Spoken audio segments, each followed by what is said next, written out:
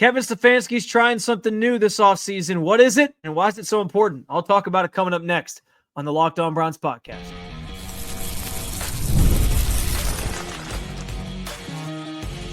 You are Locked On Browns, your daily Cleveland Browns podcast.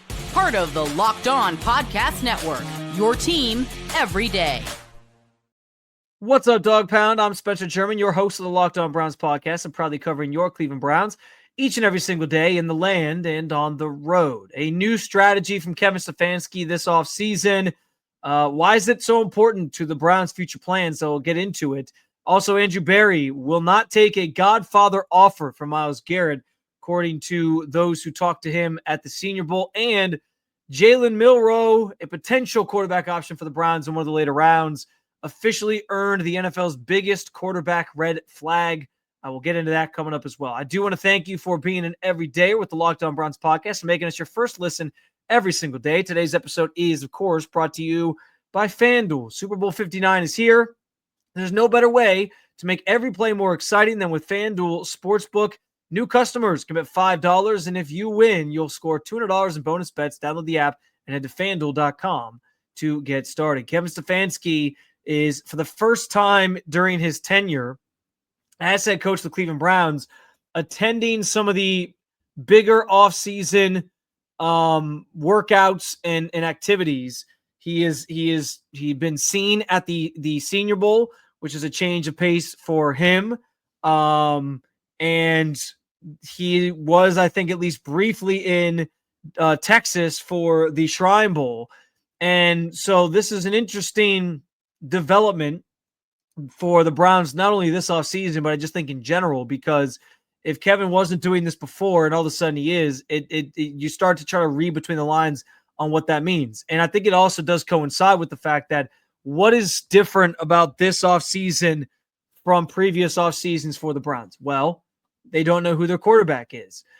When Andrew Berry and Kevin Stefanski got to Cleveland in 2020, they had Baker Mayfield already in place. He had been the starting quarterback for this team for the couple years prior. He was the John Dorsey pick, and they come in and they tried to make it work with him. Then they go get Deshaun Watson, obviously in 2022, and that made him their quarterback that they prioritized the last couple of years. This is the first time, though, that the Browns are drafting as high as they are, number 2 overall during this time, this regime, and it's the first time that they potentially are scrambling to sort of find out who their next quarterback is going to be and have a chance to potentially draft that next quarterback, that quarterback of the future, if you will.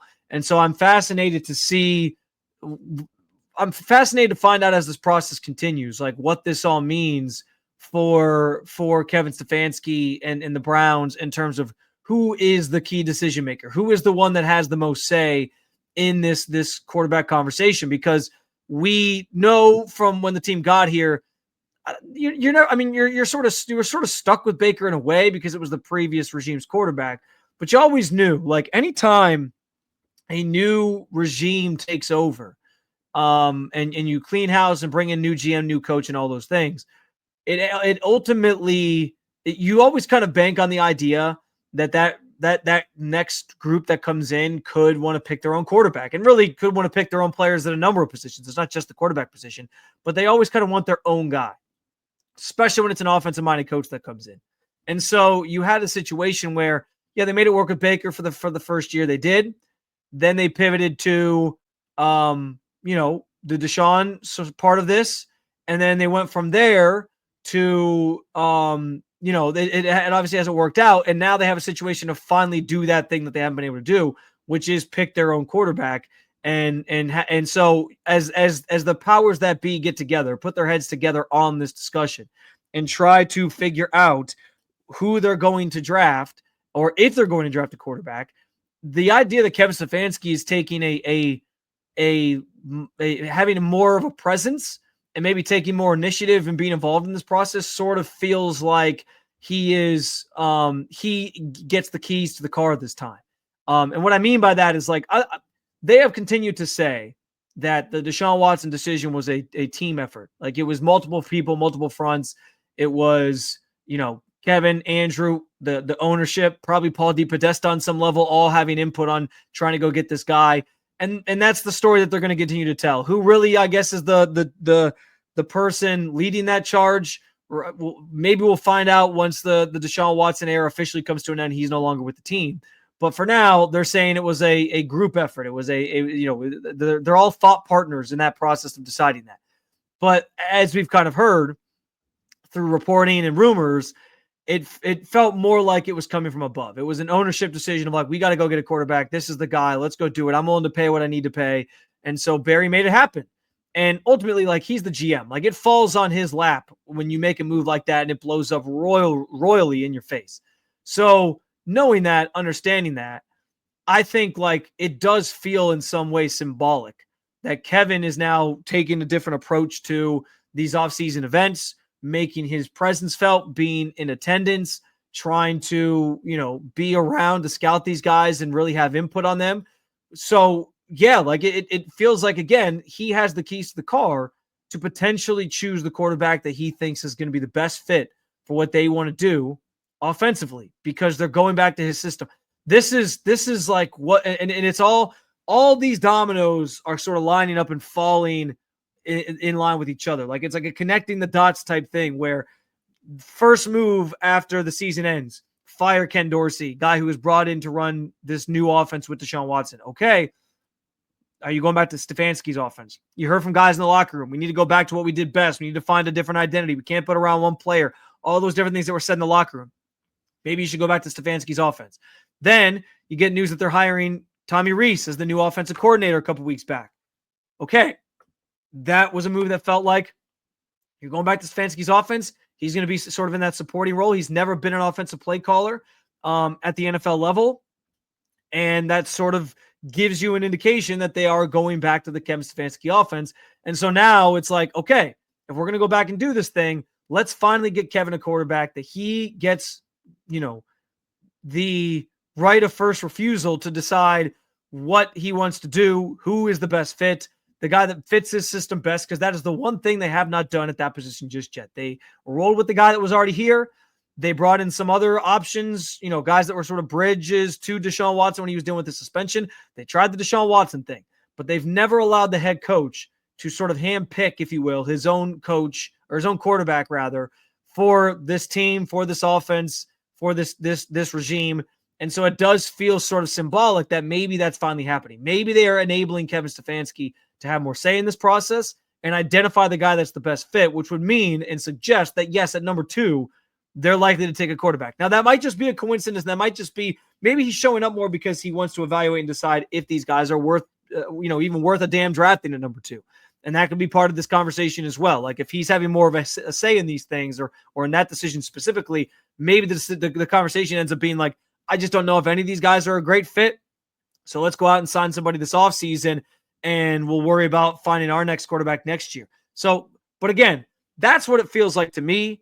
And that's some important context of this situation because this team obviously is desperate for a quarterback, and it's the one path, the one avenue they have not taken. Letting Kevin Stefanski be the guy to have the most say, have that trump card, if you will, on what they want to do, having veto power, if you will, on what they want to do at that position, and being able to get the guy that works best for what his offense requires.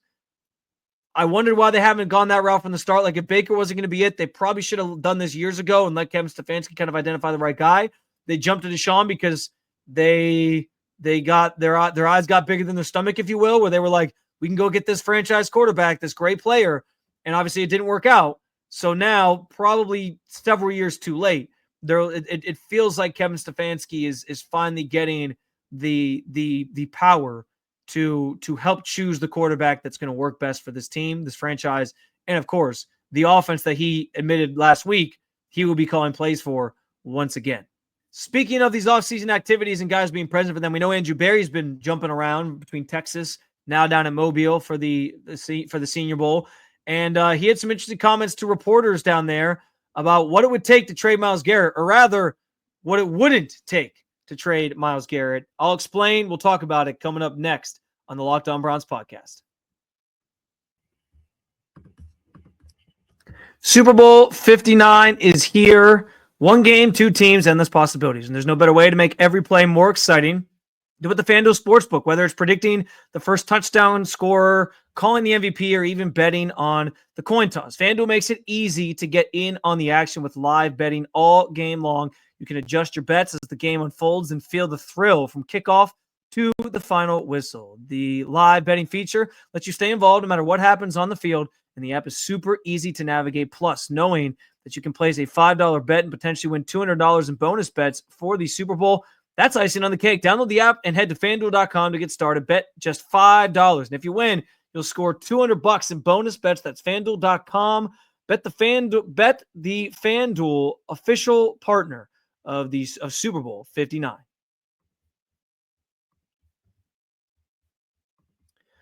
All right, so there were some comments made at the Senior Bowl that from Andrew Berry, who met with a small scrum of Browns media, of a Browns media contingent, and basically made it clear that he wouldn't even listen to any offers for Myles Garrett. There was some sort of commentary made on there that he wouldn't trade the star pass rusher for even 2 first-round picks if they were offered in a deal.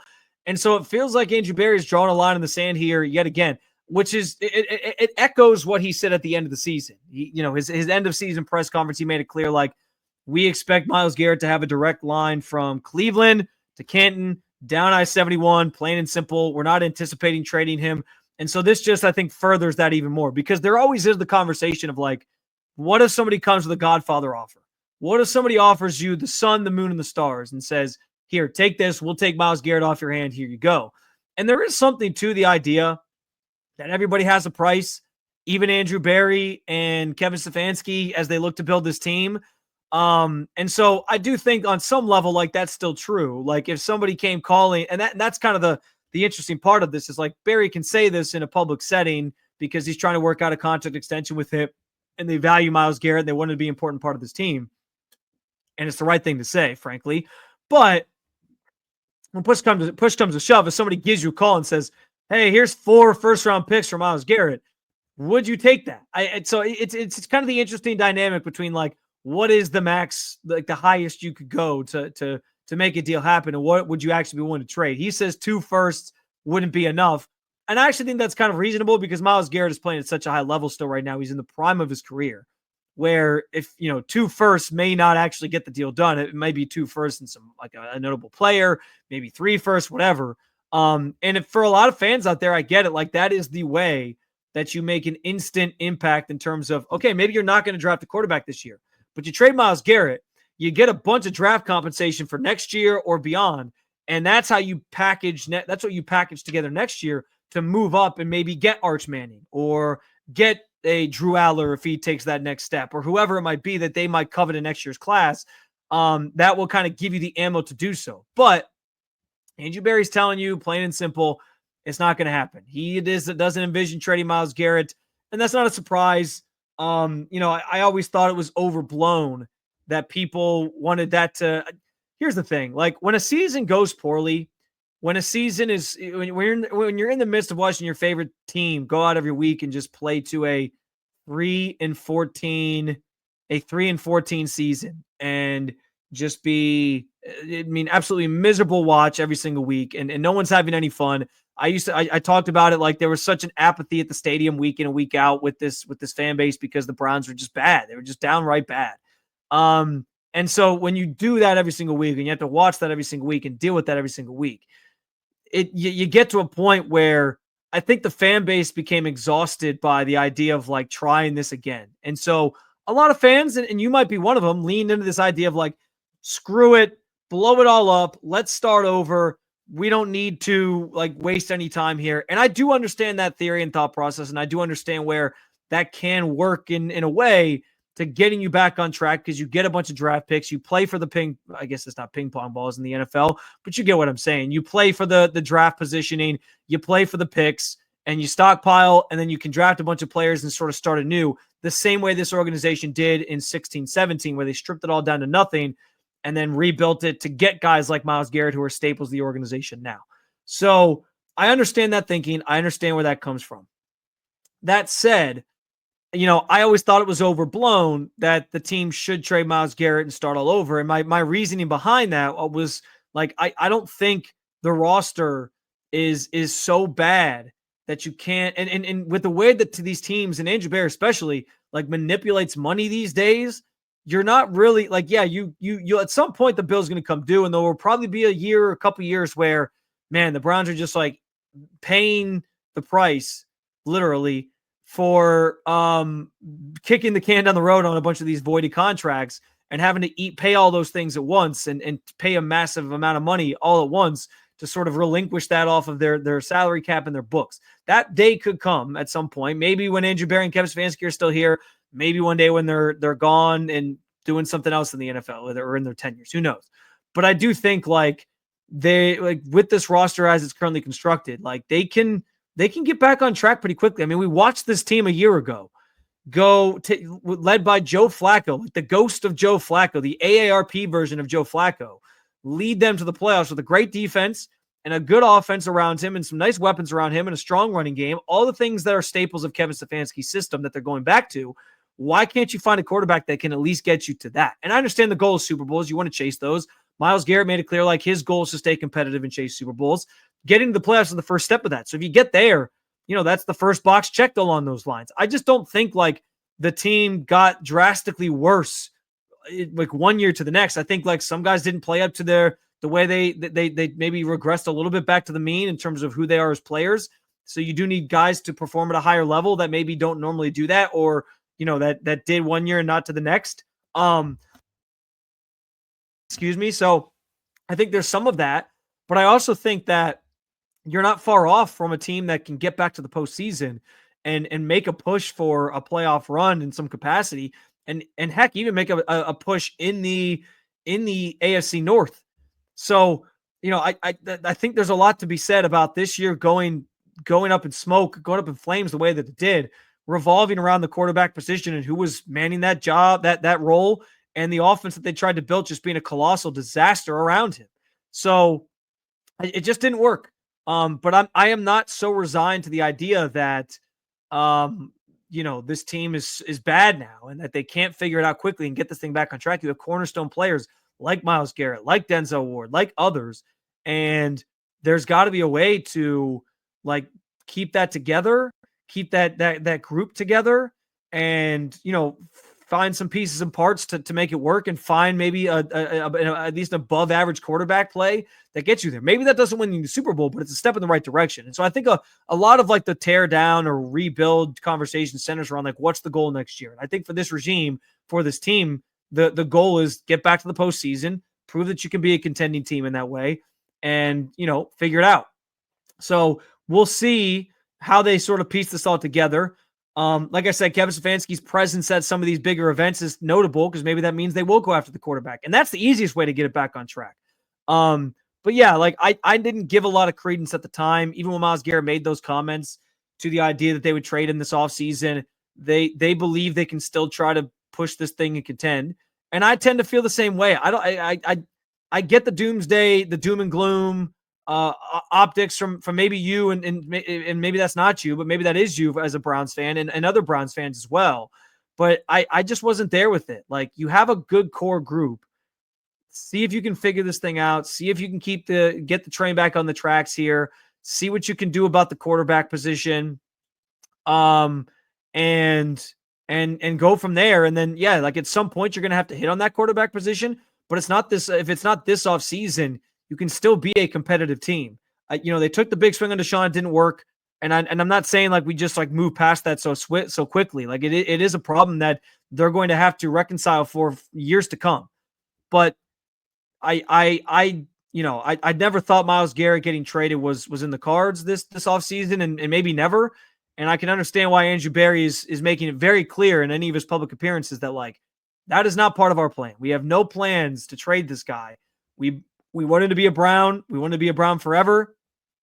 And we want him to be a staple of our team next year when we look to get back on track. I think that's a totally fair line of thinking for Andrew Berry, who's always found ways to manipulate the salary cap for better or for worse to try to improve the roster. It may not work, and it may lead to him getting fired, but And yeah, like I have my own doubts about Andrew Berry picking certain players, the quarterback position most notably.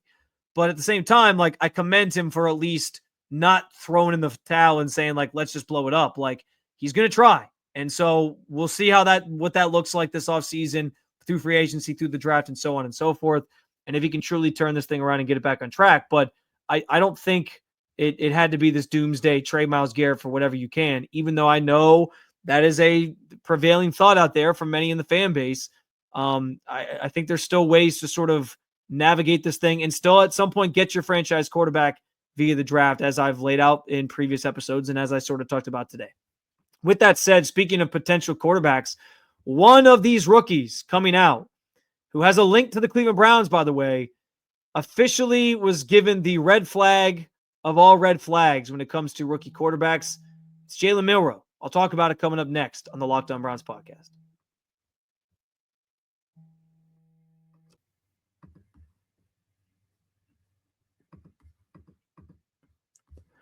As a small business owner, your work doesn't end when the clock hits 5. Your business is always on your mind, which means when it's time to hire, you need a partner that works just as hard as you. That's where LinkedIn Jobs comes in.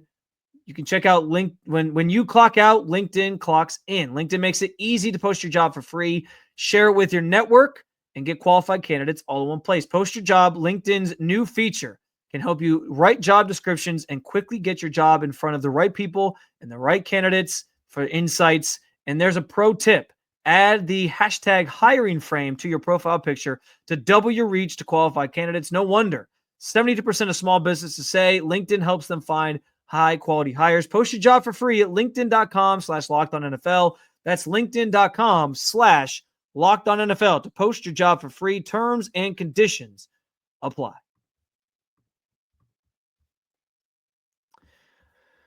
So Jalen Milroe down at the Senior Bowl got the big old uh-oh that you never want to hear about a quarterback during the pre-draft process. And it's funny, we make such a big deal out of this one thing.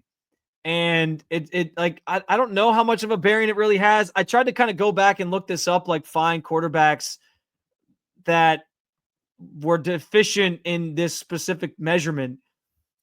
This sounds all very kind of inappropriate, so I apologize. But I'm talking about hand size. The quarterback hand size conversation flares up every year this time of year. We all go back and forth on does it matter? Doesn't it matter? Hand size. The most recent one was Kenny Pickett. Everybody was ranting and raving about Kenny Pickett's hand size. I think it was 8.5 inches was his hand size, and it was like, man, this guy. If you don't have bigger hands, you're not going to make it to the next level. And that kind of bared itself out with Pittsburgh. Granted, he looked good in that one game for the Eagles, filling in for Jalen Hurts. And I guess there's still some TBD on his career. But that is like the biggest red flag I think a quarterback can have coming out of college is if their hand size does not measure up to what some of the best quarterbacks of all time had as their hand size. And so I tried to sort of compare this to other starting quarterbacks in the NFL. So Milroe measured in, from what I understand, at 8'6" for his hand size. So 8.6 inches. And so that's undersized for what what obviously the scouts and teams are looking for in terms of the quarterback hand size. He was slightly under 8 3/4 of an inch. And again, that puts him on par with people like Kenny Pickett. I think Taysom Hill, who at one point was a starting quarterback in the NFL, as I was kind of doing some research on this, he was 8 3/4 of an inch. So that kind of gives you a sense of like what Taysom Hill is in this league. He's not even really a quarterback at this point. But some of the smaller handed guys at least have that are still successful in the NFL level. They at least have, like, they're at least at 9. Joe Burrow's at 9. He's one of the best in the game. Jared Goff is at 9 with the Lions. Derek Carr is 9 1/8. Justin Fields 9 1/8. Baker Mayfield, our old friend here in Cleveland, 9 1/4. Teddy Bridgewater was the same thing. Patrick Mahomes 9 1/4. So once you get to 9 feels like the place where the best quarterbacks kind of operate and fall into in terms of, you can still be successful with quote unquote undersized hands. Because I think the average is like 9.5 or something like that, 9.5. And so I don't want to say it's a kiss of death, but it does always feel like when the hand size thing comes up in the pre-draft process, that it becomes something that you can't shake as a player. It becomes something that it defines you almost throughout your career. It defines you as you enter the NFL. And it does in some ways, at least based on the evidence that we have of quarterbacks throughout history, it does seem to sort of limit what you're able to do as a quarterback and whether or not you're going to be. I don't want to say it's a true indicator of whether or not you're going to be successful, because there's always the anomalies, right? There's always guys who can disprove those things and change those narratives. But I don't know if I believe Jalen Milroe is going to be that guy. And so I know I've talked ad nauseum about the idea of the Browns not taking a quarterback at 2 and then waiting to take one in the, second, maybe more so the third round. And the guys that come to mind in that range are like Jalen Milroe, as I mentioned, Will Howard. I don't know yet where Quinn Ewers kind of falls into. He feels like he could maybe be like a second round quarterback, but maybe he doesn't get out of maybe he's more of a third round guy. We'll see. I would imagine he's been advised on some level he's going to be, a fringe first guy, if not a first round guy, into the second round by somebody, or else he wouldn't have probably come out, especially when you got the reports of some of the offers he was getting to return to college for NIL money. But regardless, yeah, like I still think that can be a viable plan. But I do have, of the guys I've listed, and I'm not sold on, again, any quarterbacks in this class. So I want to get that out of the way here quickly, because I don't want people thinking that I'm sitting here saying, like, don't draft a quarterback at 2 and go get this guy. He's going to save your franchise. I don't know that any of these guys are franchise savers, but I do think the value could be there if you get somebody like a Will Howard, for example, in the third round, and you're sort of taking, especially when the Browns have 2 third-round picks, and it gives you a chance to get a guy in the building, try to develop him, see if there's anything there. And it also doesn't behoove you from taking a quarterback next year if you draft in the top 10. And so I think like that still is a viable plan for Cleveland if they want that to happen. And I just think the value is there more so later than maybe at number 2, where we have questions about this class anyway. So I'm still okay with that plan of trading back, getting one later. But Milroe probably is near to the bottom of the guys that I'm like, take a flyer on this guy because of some of the questions that I have. Now, I'm intrigued by the connection with Tommy Rees, and if he can maybe pull something out of him and help develop him at the next level. I do, and I always do go into these quarterback conversations with a little bit of context or understanding. Like, you have to leave some room for growth and development. That does happen at the NFL level, believe it or not. And so what they are in college doesn't have to define who they're going to be at the NFL level. So I leave some room for that. And so the Tommy Rees connection with Milroe does still intrigue me. But because of his inadequacies throwing the football, his inconsistencies throwing the football, and now the hand size kind of thrown in, which I don't always try to hold that against a guy. But it does, I think, matter to an extent, because, like I said, I rattled off some of the names of guys that had smaller hands, and it's a short list of guys who can be successful at the next level. It's a weird, quirky thing that we talk about in sports talk, or just in radio in general, or as fans of this sport. But it's funny that every year it comes back around and it kind of bears itself out at the next level, that the guys with the smaller hands just don't end up being great quarterbacks for whatever reason that is. Well, I mean, I think the reason is obvious, like sloppy conditions sometimes, harder to grit the ball and all that. Like it's obvious why, but I'm just saying, like, it's funny how that plays out that way. But with this thrown in, with what I already kind of know about Jalen Milroe, with the fact that he's got great athleticism, but I don't know what he's going to be as like a pocket passer or a passer in general. He's probably on the lower end of guys that, like, if I'm taking a flyer on later, I'm taking. Maybe the Browns see it differently, especially with the insight that Tommy Rees can bring to the table. But for now, that's where my head's kind of at with it. And maybe he still ends up being the guy. We'll see. But I am slowly but surely creeping more and more away from the idea of taking Jalen Milroe. There's too many things missing there for me in his game. And now this thrown into it is more cause for concern, I guess, with him. Another episode down with you, Dog Pound. Thank you for joining me, as always, to talk about your favorite football team throughout the offseason. There's plenty more to come in the week ahead and the days ahead, and I hope you continue to make us your first listen every single day. For your second listen, go find a new Locked On NFL show, or you can keep it local. Check out Locked On Cavs, Locked On Guardians. Thank you for being an everydayer at the Locked On Podcast Network. I will talk to you again real soon, Cleveland.